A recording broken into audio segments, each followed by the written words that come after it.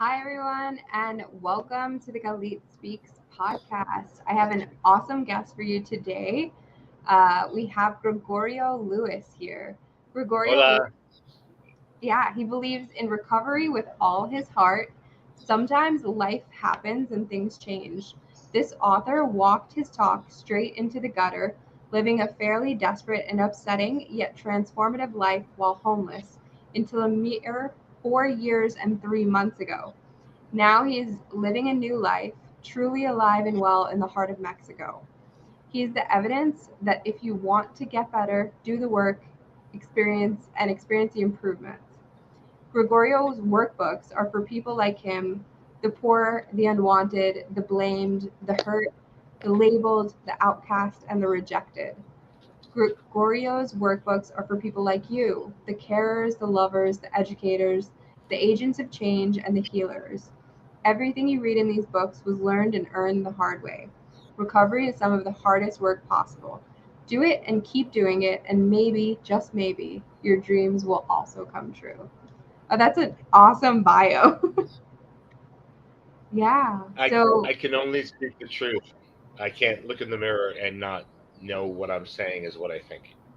I love that. So tell me a little bit about your journey to this moment. I'm a warrior. Um, I'm supposed to be dead.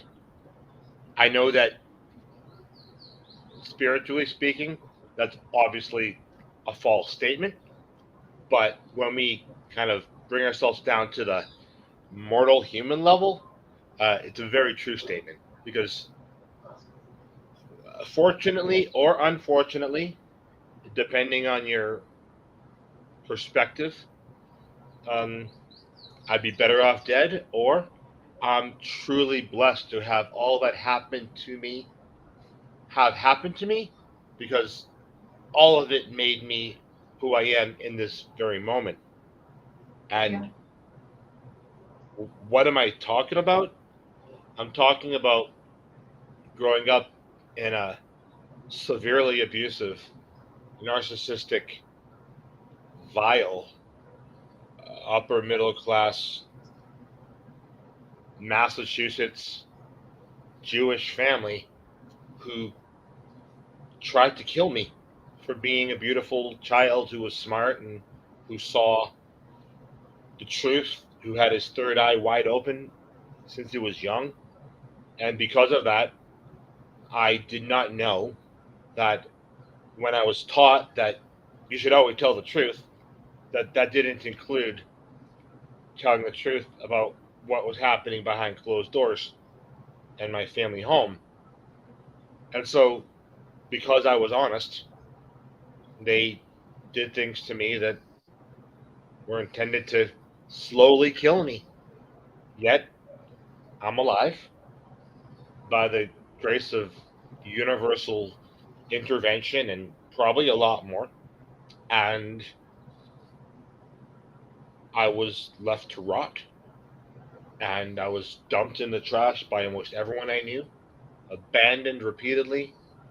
And my will or my desire to not survive but actually live and be happy must have been some sort of endless uh, uh, pit of fuel within me because I know full well that humans aren't built to endure certain things, and the fact that I am okay, that tells me everything I need to know about why I'm here today and why I'm doing what I'm doing, why I'm speaking with you, and why I do all that I do. Yeah. Because only a person who was intended to be dead, but instead is right here, knows what it means to truly live and the reasons why. And all I want to do is do that without suffering every day because of the injustices of perpetrated by others who know better. That is, without getting into the details, which I can briefly share with you, like that is what I'm all about, and that's what I'm doing here right now. Yeah, I feel like I identify with that a lot. I had not quite a similar upbringing, but I am also from a Jewish religious family, and an abusive household. And I learned very early on that just because someone was religious didn't make them a good person. And that kind of made me an outcast within my own family, because I just understood that those two things were not synonymous, and that I wanted to search for my truth somewhere else. And I can really identify with what you're saying about like someone, like the reason that I'm out here, the reason that I have this show, the reason that I talk is because, yeah, there were so many things that could have sent me along a different path or killed me, and I'm still here, and so I must have a reason and I have something to say, so I need to share it. Thank you for telling me that you understand in the way that you do, and I always feel so sad when I find out that there are other people who can relate to what that feels like, and I also feel good knowing that there are other people who can relate with what I feel like and what I experienced, and I don't know that many people who actually, well, let's put it this way: when you've been severed from everything and everyone, or you think you have, or it feels that way, or it looks that way, or it actually is that way, it's a very lonely place when you have grown up in a environment in a family that never loved you in the first place. Yeah, yeah, that's a really hard thing to do. So what did that lead you into? That was childhood, and what shape did your adulthood take because of that? So I'm about mm, 22 years old. Not on the calendar, but the calendar was wrong. The calendar is wrong, and that's not crazy talk either. I'm just saying what all people who go into recovery from drugs and alcohol are supported in saying because it's true. When they finally get sober and clean, they acknowledge that for the entire time period that they were using, that they were not maturing, that they were stagnated at that age that it all began. And I like that phrase. Fortunately or unfortunately, this is my phrase. Fortunately or unfortunately, depending on your perspective, that's a great thing or it's a terrible thing. Nevertheless, that began at age 14 and it ended at age 42. Yeah. So, how did my adult life get shaped uh, by that experience? Well, unlike the people who are blessed with the community support of NA and AA and other sorts of community support groups, um, I was not using any sort of substances by my own choosing.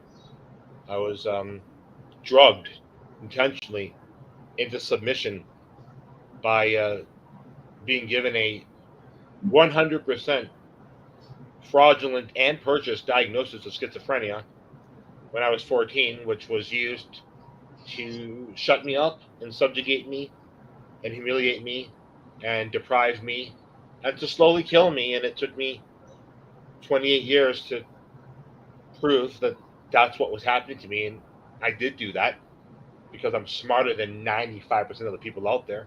But I had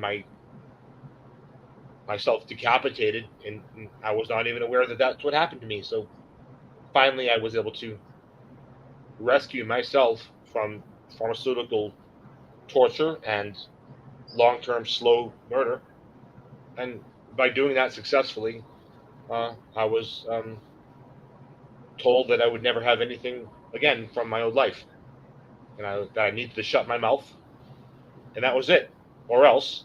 So I wish I had that support community that I needed, but nevertheless, it's growing because I get to speak with people like yourself and express that very interesting reality that I chose to heal myself by engaging in a process of healing, just with the little caveat, if you will, that my healing required getting out of treatment, getting out of mental health care, stopping taking their drugs, and being free of all that toxic poison, and then getting better, which is what I did.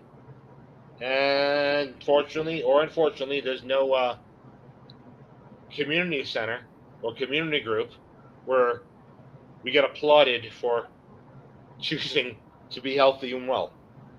Yeah. So you probably understand what I just said in a little bit of a skewed method, but that's how I speak, and I think it was understood. Yeah. And so let's talk. You had mentioned something about being unhoused, being homeless, and that it took place in Europe. So going from Massachusetts to Europe, was that because of family moved you there, or you did it to get away from family? Like, what has your, life been like? I stopped taking those psych drugs in 2015. I was working for the state of Massachusetts, um, both under a Department of Mental Health direct sort of contract and under at an organization that was funded by Department of Mental Health funding. And uh, in 2013, I proved that I was a child victim. Um, and in this case, there's no statute of limitations on the things that happened to me Yeah. while in the care of the Department of Mental Health. And in 2013, when I was working for the Department of Mental Health as a vetted uh, CEU, continuing education unit trainer of their professional staff, and I was able to obtain my childhood and adolescent mental health records. Well, that's not the sort of thing that anybody wants to hear about, uh, especially when you're uh, publicly able to prove that you were abused in really bad ways when you were a minor, and you're at the same time now working for the very state authority that uh, let you be abused and documented in their own paperwork that Yeah. was in a filing cabinet in the building you had an office in that they then gave you without looking at, and then it said that what they did was, well, without a statute of limitations. That was the beginning of the end of my life, with the added bonus that as a survivor, as a mandated reporter, I was an eyewitness of something that should never occur in a locked facility, and I fulfilled my legal duty, but also my personal, ethical, and moral duty. And I reported it, and guess who I reported it to? And thus, my entire life was, well, I'm alive, but it was taken from me. Yeah. They killed two birds with one stone. My entire history was just erased, and I was called crazy. And by the time it was 2018, no one would hire me. Most of my friends thought I was crazy because I was telling the truth. I was always telling the truth. It's like I tell the truth, and I don't understand like what's wrong with that, other than if the truth is really bad, that other people then have to say, "Oh no, that's crazy," or "We need to shut you up." But that's the truth. Like, what am I supposed to do? Lie? This is nonsense. Like, how can I lie about something that's true? So the problem is, this is the truth, and so life falls apart when people are actively working to help you down. Unfortunately, those who helped me down included my family and included my working community and my colleagues, because everyone had something to lose if I was taken seriously. So when I knew at the end of December 2017 that I was going to lose my home and that I had no one to help me, no one to help me, and no one was going to do anything, I bought a one-way plane ticket for the end of January. I set up a bunch of workshops, at least was confirmed in Paris, with one of my books already translated to French. And I said goodbye to my cat and my life. And I hopped on that plane. And 2 days later, I gave a recovery workshop in Paris, France, with a translator, and I had no plan of where I was going to stay after 3 days. And I found my way throughout the majority of the European countries with nothing, a backpack, not like backpacking like a good American Jewish boy does when he's between 18 and 19 before he goes to his fancy school, college, Not like that backpacking, but like living, eating out of trash, living in squats, sleeping in the bus station, not having a place to go kind of life. And I took myself all across the continent, getting myself hired to be a trainer of mental health workers in over 12 countries and giving workshops that were paid in over 8 languages. And also, when I wasn't getting paid professionally, I was doing free or donation based presentations and workshops at cafes, tattoo shops, music festivals, like bookstores, bars, punk rock centers, squats, you name it, to the border of Russia, to Istanbul, to Kosovo, to Tampere, Finland, to Ireland, where I was on the faculty, guest faculty of Dublin City University, giving a professional workshop, getting paid like $700 a day for 2 days in a row, staying in the Boddington, and the next night in a squatted house with no electricity. That is what I did when I was homeless. Wow. That's crazy, and also just a total range. You think sometimes, um, especially with the unhoused, you you think uh, there's a lot of mental illness, and you think that most of them don't work, but you were actually working and doing something for the community, and just moving around and making sure that your message was heard, and this was the only way that you could do it. I was forbidden to talk. I was told if you don't shut your mouth, there's going to be consequences by my own family and others. So I was like, yeah, go fuck yourself. Yeah. You're going to try to tell me, what the F? Who's going to try to tell me? Look at me. I'm not someone who's going to just like get kicked in the face and say, okay, I like that. No, I'm a hardcore dude. I'm going to stand up for myself. I don't have any tolerance for abuse. And if you're going to tell me that you better not say the truth or else, I'm like, I don't care if you're the Queen of England. Clearly, you're my mother and you're going to tell me this shit, so you mean nothing, and everyone else can go fuck themselves. I did exactly what I was told not to. Yeah. Uh, I gained a lot of new friends that way and supporters, and I wouldn't be alive today if I didn't just go and do that. It was hard. It was difficult, but I got to be known for who I was in my heart and my character, and I got to have friendships and love affairs with people who didn't even speak. We couldn't even speak, but it was about something else, and I learned a lot about myself, and I realized that words didn't matter. It was who I was on the inside, and people could tell that I was a good man. They could tell that I was pure and that I was really innocent, and I was scared. And I learned that people cared about me for the first time. And it's been a really long, hard journey to be okay with that reality. And now I live in Mexico. I came here 4 years and 3 months ago. Yeah. So tell me, why did you come to the decision to start over in Mexico, and what was that like? The the real truest reason is because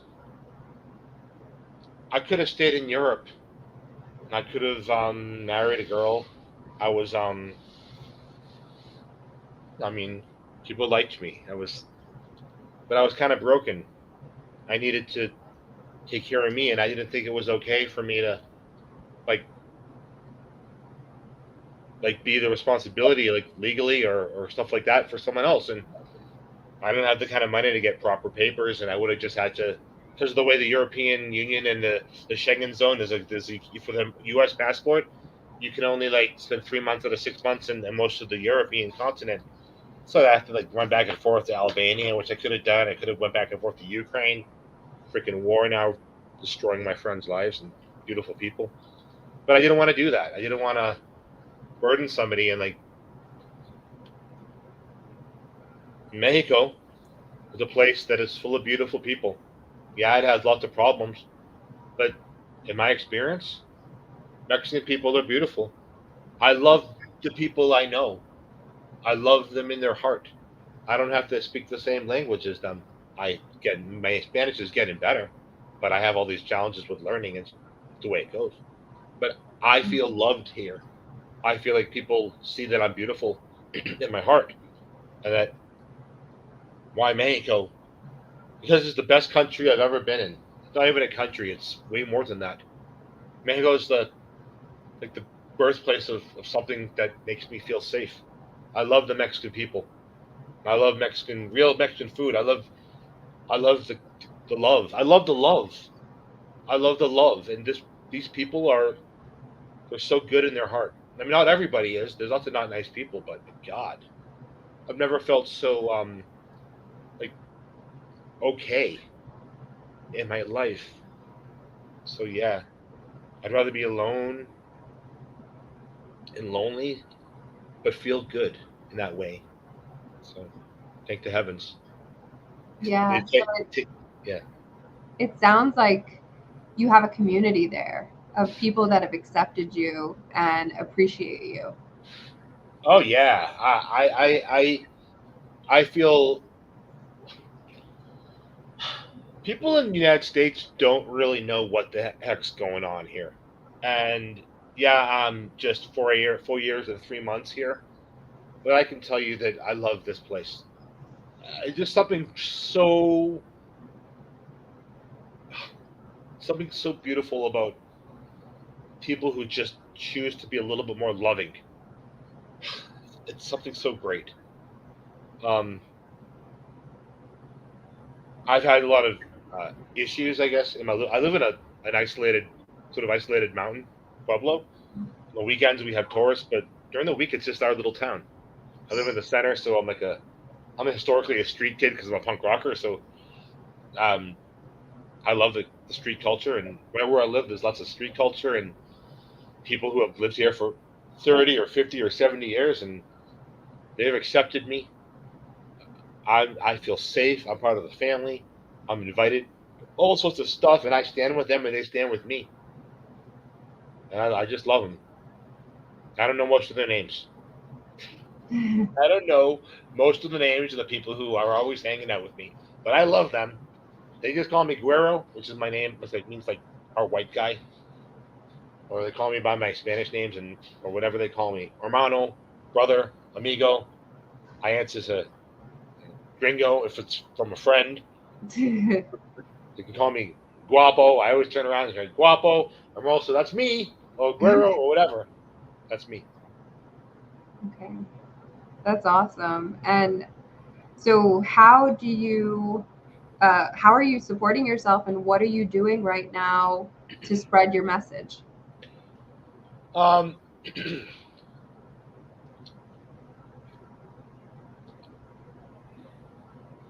I sell books that I write about radically changing your lives, and a lot of people know about my history because I've been very public about it. Because when you're told You better not talk or else. And then you're like, oh, yeah? They can all kiss my ass. And there are some people in the world who really respect when someone says, you know what, screw you and your lies and your manipulations and your, you know, playing games. I say no thank you to that. With me, be straight, be honest, tell me the truth, don't F around, and I will be your homie. Yeah. I know the difference between right and wrong. I know what I when I see beauty in it, when I see truth, and I make my decisions based on what I think is right. And so there's enough people in this world who know what is right and who have made sure that I haven't sunk, and I would have sunk without people knowing the truth about me. And so thanks to people like yourself and like all the other amazing people over the course of the past several years who have given me these opportunities to speak because they listen to me and they know this guy ain't no joke. And enough people respect and honor when you walk your talk and you admit your flaws, because I was effed up as anybody else. I don't want anyone to put me on a pedestal. Just be my freaking equal, for the love of all things that matter. Be my equal and help me up. So I sell books, I write books, I do everything I possibly can. Give workshops, presentations, go to the freaking United States to earn money when I can, when people are smart enough to hire me. And I receive donations from people who believe in dignity and justice and love, kindness and spiritual beauty. That's how I do all of this. Thank the heavens. I'm Yeah. spiritual, not religious, spiritual. Yeah. And what would you need in order to feel like you're stable, or do you already feel like you are? I don't know if I appear stable, that's because I'm like working my ass off to be stable, and so I've learned to kind of like, hey, if I put myself out there like I'm doing good, then maybe some people will say, hey, he's doing good. Reckon I like talk to that guy and like build it up. Straight up, you asked me this question right here, right now. What would I need to feel stable? I get an answer for you. So anyone out there who thinks this guy right here is like kind of crazy but kind of good, like you probably want to have me around if some fucked up shit happened because I'm the kind of person who's going to stand up. That's how I got myself in this mess in the first place. I need like $5,000. Honestly, that is like my life. I've been chasing this. Like, how am I going to get money that I need? How am I going to pay for stuff? I build a brand new life out of scratch. I'm just going to have to keep getting my money to pay for the things I need to pay for. And I know all I need is like 5 grand, and I'm so my foundation is already building. I'm already getting stronger. I just need a like, that's what I'm doing. Yeah. Yeah, that's what's up. Excuse my intensity. That's what's up. So what's your plan for that? And like, can you know, are you writing another book? What is? Well, my plan. Thanks for asking. I wake up every day without an alarm clock. Recently, um, I'm trying to accept that there are good people in the world. I'm trying to be a friend back to the people who try to be my friend. Like you asked me a question like what's your plan to like have this stability? Well, I don't freaking know really, but I know if I like do the best I can be and I like raise myself up to the next level, the next vibrational place, that I will continue like I always have, or since this healing journey began 8 years ago. I will continue to attract and attract and attract the right people with the right ideas and the right like non-possessive love, and everything's gonna be fine. And so that's what appears to be happening. I'm not a fool, so I know what I see. I just have to make sure that I'm not a fool with my emotions, and that I learn from my choices from that haven't worked out, and build upon the choices that are I know work. And so I guess speaking practically, I'm writing another book now. I'm gonna write another book. I'm gonna make another book. I'm going to do this. I'm going to do that. And that's what's going to work out. Yeah. Yeah. And so you have mentioned a bunch of things that you've done to, put yourself on a healing journey. Can you share those with us, and what, how are the different methods or the different ways that you've allowed yourself to heal?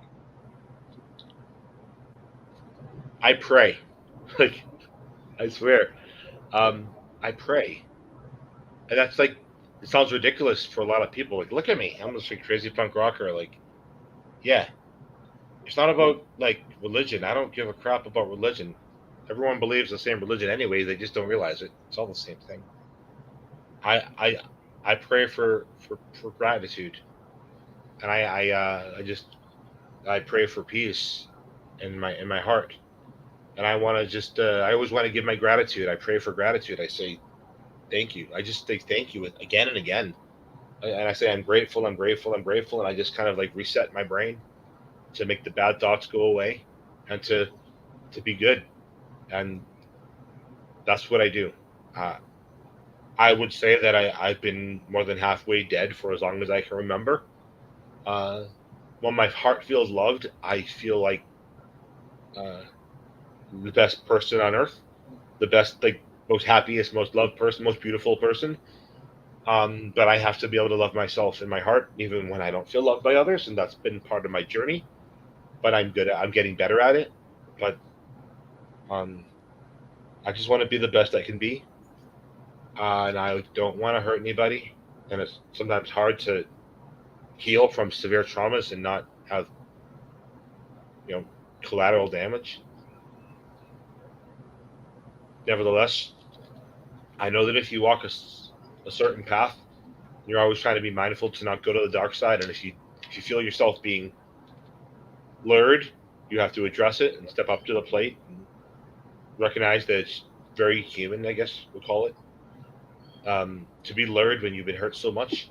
But if you know that you're as capable of massive destruction of everyone and everything if you choose to, then you know you're as capable of massive beauty and all good things. And I have to just continue to believe that the right human slash angels are out there and they're going to continue to just arrive to me.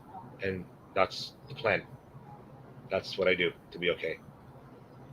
That's really beautiful. And are you so?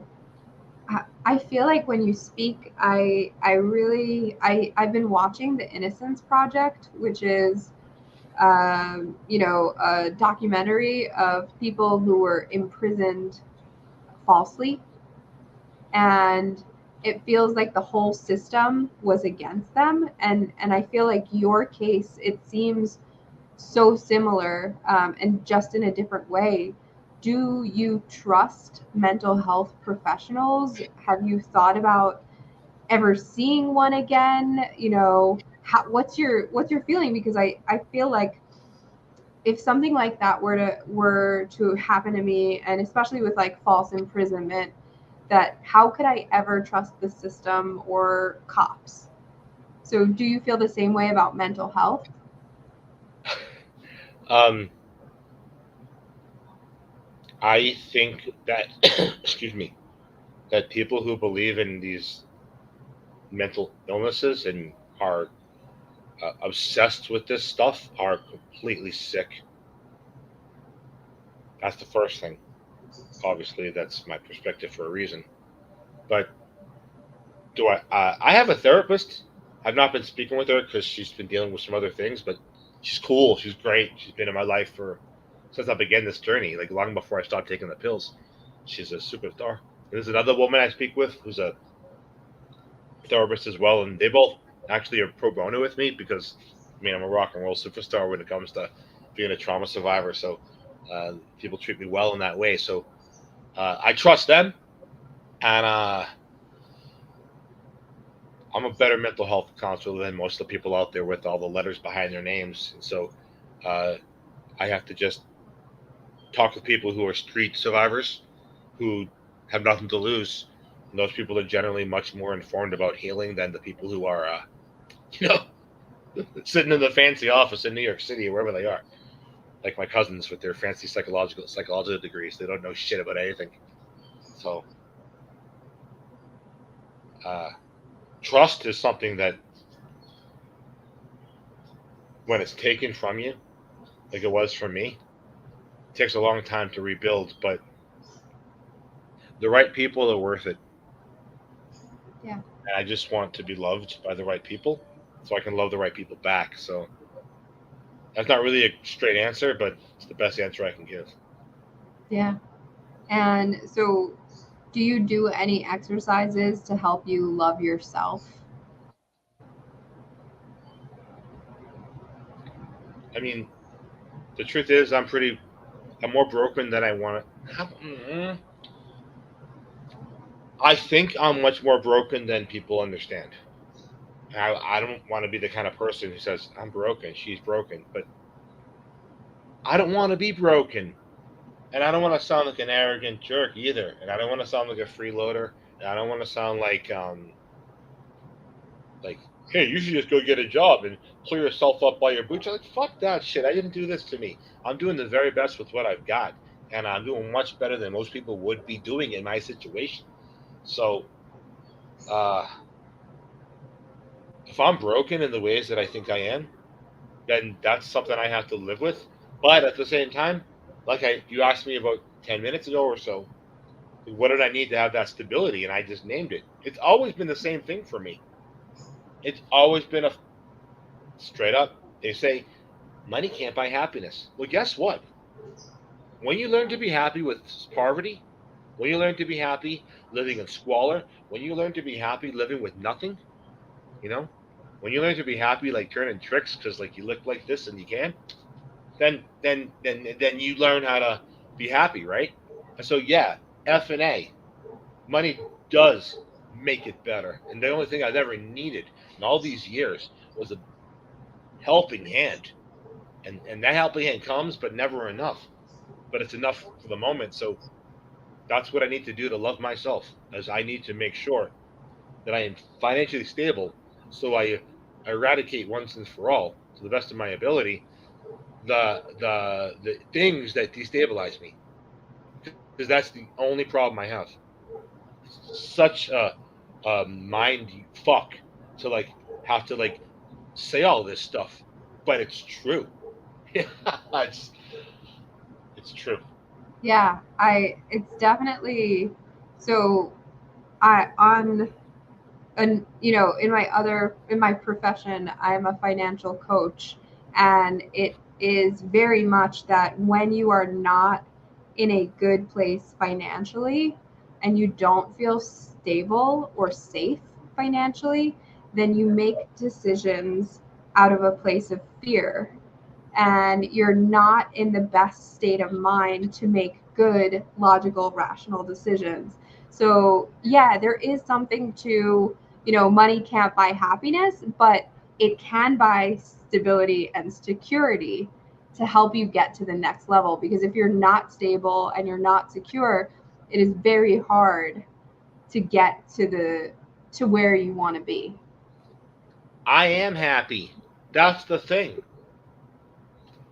I mean, think about this whole mental health paradigm, this whole discussion. All these miserable people back in the United States, a huge epidemic of people shooting each other, drug overdoses, suicide, poverty, and like this is new to a lot of people. It's like, oh, we have a whole epidemic. We have a mental health epidemic. Hey, everybody, this has been going on for years. You just didn't have to deal with it. It wasn't your family. Now it's all your problem. Why don't you talk to somebody who actually has lived it and knows about it? Because if I can be happy, right? I mean, I'm hurt. I cried already today. I already did. Maybe I will again. I'm broken in my heart. So what? But I'm gonna still enjoy my cat and still be happy and like laugh. Like talk to somebody who knows what they're talking about. I need those. I mean, what am I supposed to say? Like people ask me, what do I need? I need opportunities. I know exactly who I am. I don't know. For some reason, I just felt like telling you all this stuff because you seem like it's just the right place to just kind of be this way with be this way. Yeah. Thank you. Yeah. Yeah, I love that you're so open and sharing. So tell me a little bit about what you speak on and the books. How about I read a passage for you? Sure. Yeah. Ah, you're gonna love this. Just based on our conversation. So this is my book. My English name is Craig. I don't like it because it's a English name of oppression. Same here in Mexico. The original Mexican people didn't speak Spanish. It was forced upon them. So fuck oppression in all its forms. But my name in English is Craig. So that's what the name of the book is. Oh, and because I want everyone to know, if you weren't nice to me or you're my family or some other asshole, I want it to be easy for you to know. But if you want to know my story, $13.99. Mom. To heal from how others have hurt you may require you first forgiving yourself. Forgiving yourself for responding the way you did because of what happened to you may be the hardest thing you will do on your journey for healing, recovery, and in living a better life. Every single person on this planet is fucked up. This is the truth that most people don't want to admit. My name is Craig Lewis, and I have nothing to lose. So, as you are reading this book or listen to these words, this book that was authored based on my own experiences of learning how to survive and transcend the impossible, I refuse to give you anything less than 100% purity from the well of my soul. This book is in part my letter of accountability to those who have harmed me throughout my life.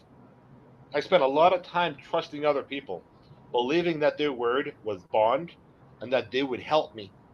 It is easy, so many think, to throw the baby out with the bathwater and not give credit where credit is due.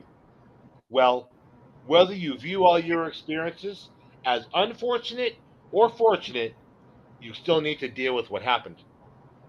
This is one requirement for healing that I'm currently learning how to do.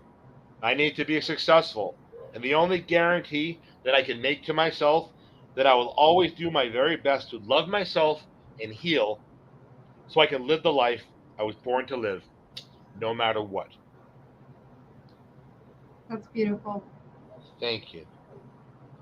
And I think that so many people, especially when they write books, they write it from a place of I know everything. And I love that you are so open with the fact that you are still on the journey and that this journey is something that people can go along with you on. Yeah. Oh my God. There's a lot of people along this journey with me, and I'm only beginning to recognize that that's what's been going on in my life the past few years. I've been fighting off everybody, pushing people away, and they keep coming like human waves of people who want to know me and talk with me. I'm like, why? What the f? Like, but then I need to stop. Well, I am changing myself in the middle. I'm actively working on myself to accept people now and to just realize that they're good. They're trying to be good to me because they value me, and I need to kind of put by like all what I learned about how to be in the past a little bit. And part of this book is the worksheets, and so we can actually just have a minute here, and these worksheets will help like answer the questions you just asked or that you've been Yeah. asking about. All right. All right. So question one. If you can write a list of all the people who hurt you, you can also write a list of all the people who helped you, even if the only name you write is your own. That's good enough. And it's not really a question, but it is, but it ends with a period. So the person who reads that can just write whatever they want because there's no wrong answer. I love that.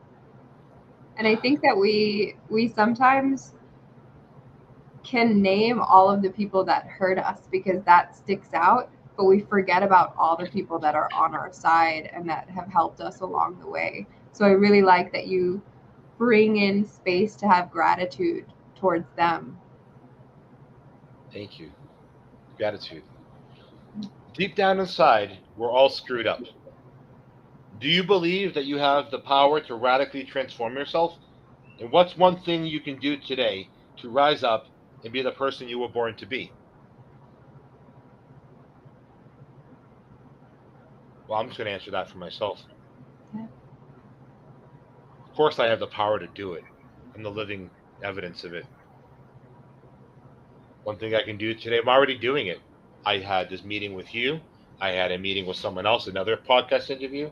I have a project I need to complete. I did something else. I have another thing that people are working on with me. And people are happy with me for the most part. I received a beautiful message from somebody about my work. It was very validating. They ordered a book as well. And I had a wonderful conversation with the most beautiful person in the entire world. And I'm really happy about that. And so that made me feel good. So, yeah, I'm doing all sorts of things to rise myself up. What about you?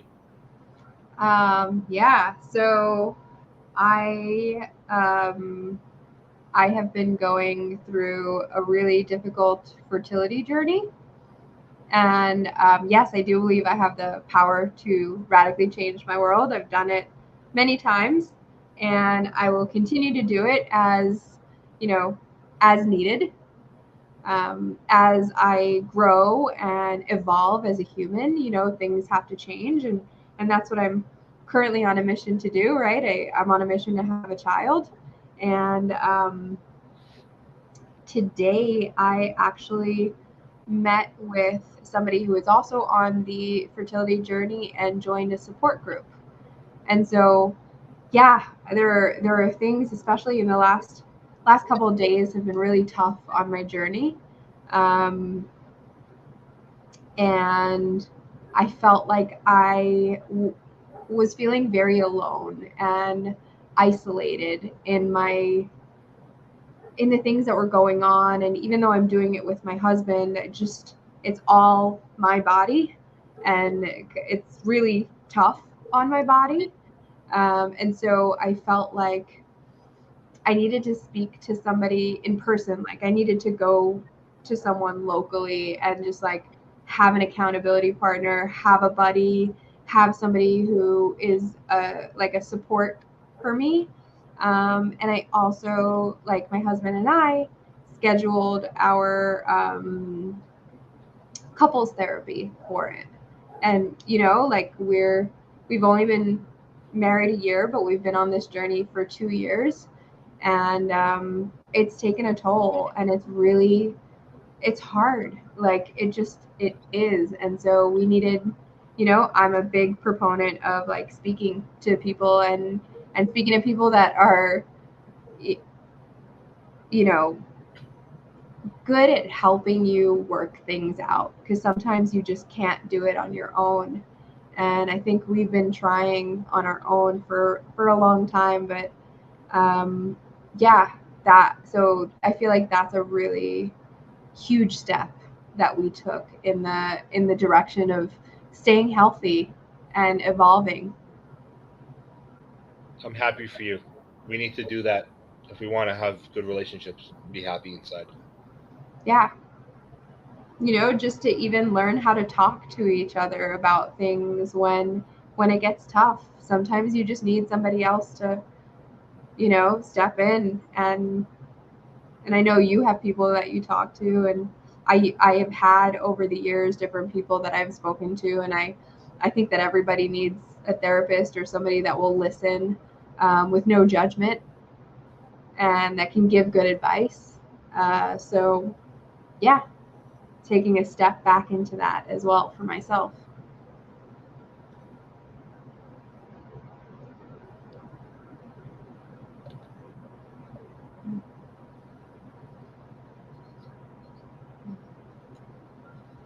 Yeah. Yeah. We're So, back. yeah. So we're live. So stuff happens. We all But need someone to talk to who can help us. yeah, I appreciate you for asking that and allowing me to share a little bit of what's going on in my life as well. Thank you. I'm trying to learn how to be a regular person in some way, and regular people ask questions like that. So, yeah. So thank you for letting me do that. Yeah. Yeah. So we You want to hear? are, yeah, We're out of we're time. almost I at, think. yeah, we're like almost at an hour. So I want you to share like last pieces of wisdom, or if you want to read something else from the book, or share how to get the book, that would be great. Okay, thank you so much. Thank you, Galit. Thank you to all the listeners and all the wonderful people out there in the world. Um, thank you for knowing me in my heart. Thank you for knowing my purity. Thank you for knowing that I'm innocent inside, and that we live our lives a certain way because of what we were taught and what we learned. That if you want to be free and happy, and you want to be the best you can be, and you want to transcend, and you want to survive, not just survive but be happy, then that's your responsibility. And you have to do the work, and you might lose, you might fail, you might end up dead, but isn't it worth it to try? Isn't it worth it to believe? Isn't it worth it to trust that good things are possible, that happiness is possible, that stability is possible? Isn't it worth it? I think so. I Yes. have to believe it because I have no one else and nothing else. So I write these books and I talk about these things, and I want you to order this book. I want you to go to my website, say this guy knows a little bit about something. I'm going to order all his books. That's what I need. So I write what I know, I speak what I understand, and I believe that if I do the right things, and I love in the right way, that all will be okay. That's what I'm about. That's what my book's about. Hook it up. Find out. Help yourself. Help me. My website is called Sanity is a full-time job.org. Sanity is a full-time job.org. And if you go to my website, it's still a work in progress. You go to the shop, you see all the things we have right now, and that's how you, my friends, with the big hearts, help people like me, your friend with also with the big heart. So I thank you for your time and your love and for honoring me with this opportunity. Thank you, Galit, for this beautiful moment. And I say it to all my friends in Spanish. I say abrazo fuerte. Thank you. Thank you so much for being here. I really appreciate it. And I hope that anyone who's listening, or if you know anyone who needs to hear this, that you share this with them. If you're watching this on YouTube, please like, subscribe, share. Make sure that this message gets out there and that people know how to contact Gregorio. If you're watching this on Facebook or anywhere, LinkedIn or anywhere else, please, I'd love to know what you thought about it. And I want to continue this conversation, and I want you to check out Gregorio and check out his books and the Craig Lewis Guide to Surviving the Impossible. That's the book name. So if you want to do some of these exercises yourself and start to transform your life, I urge you to do so. Have an amazing night, everyone, and I will speak to you soon for another episode of the Galit Speaks podcast. In the meantime, have an amazing, amazing day.